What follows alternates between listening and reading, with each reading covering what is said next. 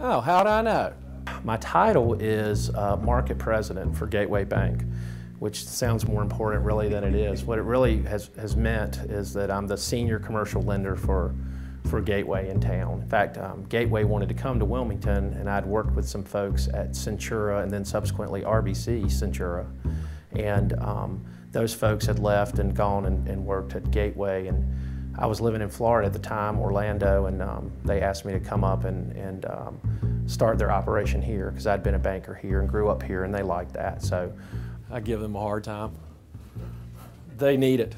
It's funny, people meet me as an adult, and you know, Wilmington has so many folks that came from other areas. You know, most people know me as just being a banker or a business person in town, not so much, you know, an athlete.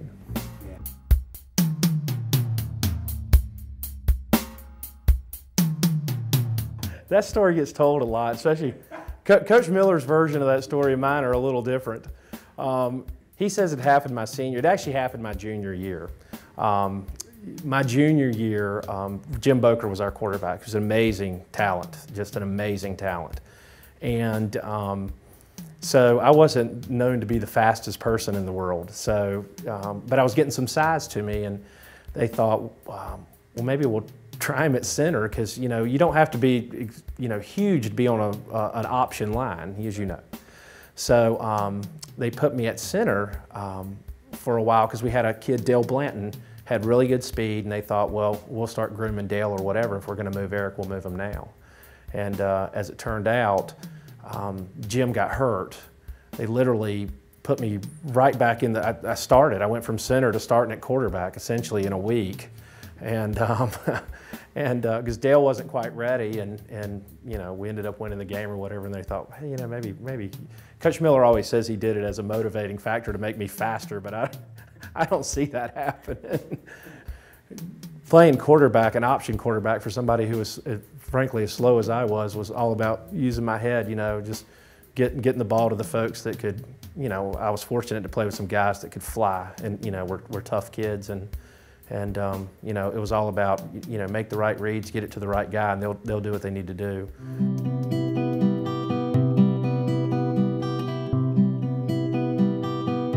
Lloyd Kaler, who refereed a lot of games around town, called me up out of the blue and said, hey, you want to go see UNCW play tonight? I've got an extra ticket. The basketball game was in December. And I thought, yeah, that sounds pretty cool. I'll go. And, I like Mr. Kaler. I love to rag on him about missing calls.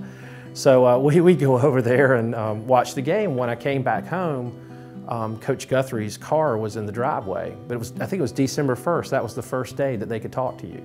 So he was in the driveway before my senior year of high school. I hadn't even played a game yet, and he just said, I want you to know that we're going to offer you a scholarship to stay home and play at UNCW. So he wanted to essentially, I guess, get to me early. It kind of happened so fast. If you remember how it went down, Coach Guthrie was looking for a right-handed hitter to protect Chuck Jones in the lineup.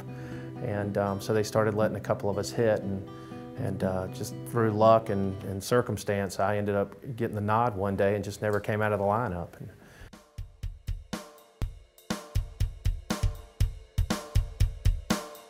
In college, when I'd travel to baseball games, I'd always have a guitar with me. And the guys used to just yell at me, stop that, it's awful. And it really was awful when I started out.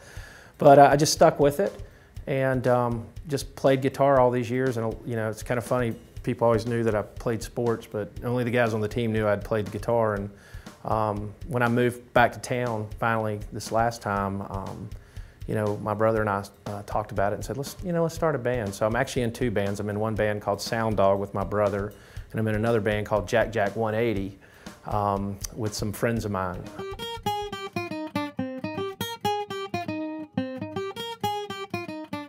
UNCW in particular, I felt like a lot of the stuff that we did when I played was maybe hopefully laying some of the groundwork for the program that Mark's been able to put together. They've had a lot of 40-game winning teams, and they get really good recruits, and baseball is a big thing at UNCW, and they're known for it. And that's something to be proud of for everybody who's played there, I think. I don't get out at the games as much as I would like, but a few people know that I used to be able to hit a baseball pretty well.